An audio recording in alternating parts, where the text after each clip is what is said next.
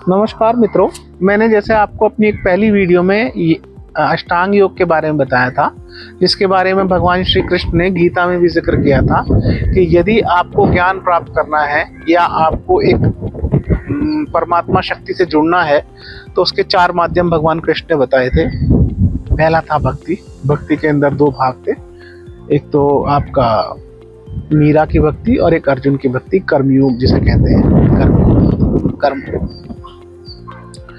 दूसरा था आपका अष्टांग योग, जिसके अंदर 8 अंग आते हैं, यम, नियम, आसन, प्राणायाम, प्रत्याहार, धारणा, ध्यान, समाधि। इसके बारे में मैंने आपको जिक्र किया था, बताया था। तीसरा मार्ग है ज्ञान मार्ग, कि आप ज्ञान से, समझ से, जैसे ज्ञान भगवान कृष्ण ने गीता में कहा है कि ज्ञान ही अर्जुन आपको अशुद्धियों से दूर करता है। जैसे सोना तपता है तो उसमें से अशुद्धि निकल जाती है, प्योर गोल्ड बच जाता है। इसी तरीके से ज्ञानी व्यक्ति जो अशुद्धियां अपनी दूर कर लेता है और शुद्ध चित्त के साथ रहता है, उसे ज्ञान एक मार्ग बताया है भगवान श्री कृष्ण ने। और चौथा मार्ग बताया है सांख्य। सांख्य के अंदर ध्यान और आपको ज्ञान दोनों का उपयोग करना होता है, उसे सांख्य मार्ग कहा गया है। तो अष्टांग योग के बारे में मैंने यम, नियम, आसन, प्राणायाम, प्रत्याहार, धारणा, ध्यान, समाधि के बारे में आपको बताया था। अब हम जिक्र करते हैं यम के बारे में। यम के अंदर 5 चीजें आती हैं: सत्य, अहिंसा, अपरिग्रह, अचौर्य, ब्रह्मचर्य। तो हम इन 5 के बारे में अलग अलग आपसे बात करेंगे। सबसे पहला जो मुझे सबसे ज़्यादा प्रिय है वो है सत्य।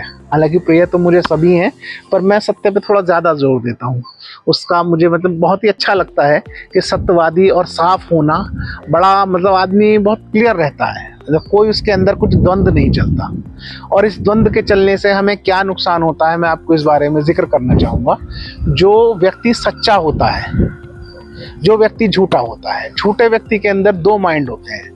वो इसके दिमाग या उसका मन या उसका अंतस 2 भागों में बढ़ जाता है। एक तो जो वो झूठ बोल रहा है उस तरफ चला गया, वो एक हिस्सा हो गया जो झूठ बोल रहा है, और एक हिस्सा जो सत्यवादी है, जो जानता है कि ये झूठ बोल रहा है। तो उस मन के जो एक तो वो हो गया जो सत्य बोलने वाला है, और एक दूसरा हिस्सा आपने क्रिएट कर दिया जो झूठ बोलने वाला है। तो उन दोनों के बीच में हमेशा आपका द्वंद्व चलता रहेगा। अंतस में आपको पता भी नहीं चलेगा, पर वो आपका अंतस में आपका द्वंद्व हमेशा चलेगा।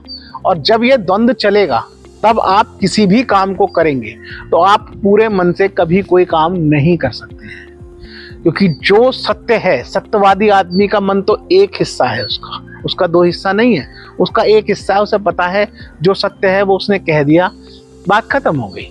पर झूठा आदमी हमेशा इस डर में रहेगा कि मेरा झूठ पकड़ा ना जाएगा।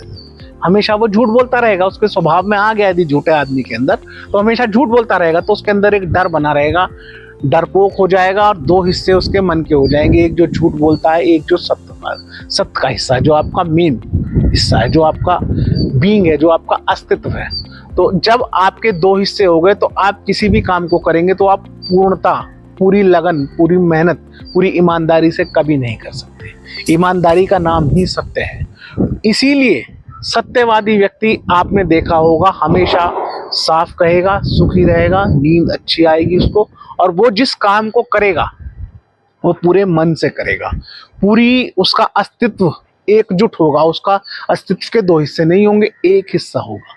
तो इसीलिए साधना के अंदर ये बहुत ज़्यादा कीमत की चीज़ है, क्योंकि अगर ये साधना इतना कठिन काम है, कठिन भी नहीं कहूँगा, अगर आप करने लगो तो बहुत सरल काम है, पर इसके अंदर आपको सरलता, सत्यता लेनी पड़ेगी, तभी आप इस काम को कर सकते हैं। क्योंकि ये बड़ा काम है, दुनिया का सबसे बड़ा काम साधना, तपस्या या परमपिता परमात्मा को जानना है। और ये सब पैसे कमा लेना, कुछ चीज़ें इकट्ठी कर लेना, ये इतनी बड़ी चीज़ें नहीं, क्योंकि बहुत छोटे से समय के लिए 50, 60, 70, 80 साल के लिए ये सब साधन है जिनको आपको छोड़कर जाना है। और जीवन है अनंत, अनंत जीवन है। तो इस जीवन का, इस शरीर का उपयोग आपने सत्य के लिए कर लिया, साधना के लिए कर लिया, तो वो जीवन का महत्व है। पर यह है कि जैसे एक मछली अपने चारों तरफ के जल को देखती है और उसी को सत्य मानती है, उसे पता नहीं कि परमात्मा क्या है, या इससे अलग, इस जल से अलग भी कोई धरती हो सकती है, इससे अलग भी कुछ सृष्टि है। उसके लिए तो वो जल ही सृष्टि है संपूर्ण। उसको पृथ्वी से कोई लेना देना नहीं, हम मनुष्य से कोई लेना देना नहीं। इसी तरीके से हम मनुष्य इस सृष्टि को, इस पृथ्वी को, इस सब जो चीजें बनी हुई हैं, गाड़ियां, बंगले, इन्हीं सबको सत्य मानते हैं। पर इससे अलग भी परमात्मा अनंत है, परमात्मा अनंत है, परमात्मा अनंत है। तो अगर आपको परमात्मा को जानना है, जीवन की कुछ समझ लेनी है, तो सबसे पहला काम आपको सत्यवादी होना पड़ेगा। तो पहला भाग मैंने सत्य के लिए कहा, दूसरा भाग मैं आपको अहिंसा के ऊपर बताऊंगा कि हिंसा करने से हमें क्या हानि होती है। बहुत बहुत धन्यवाद।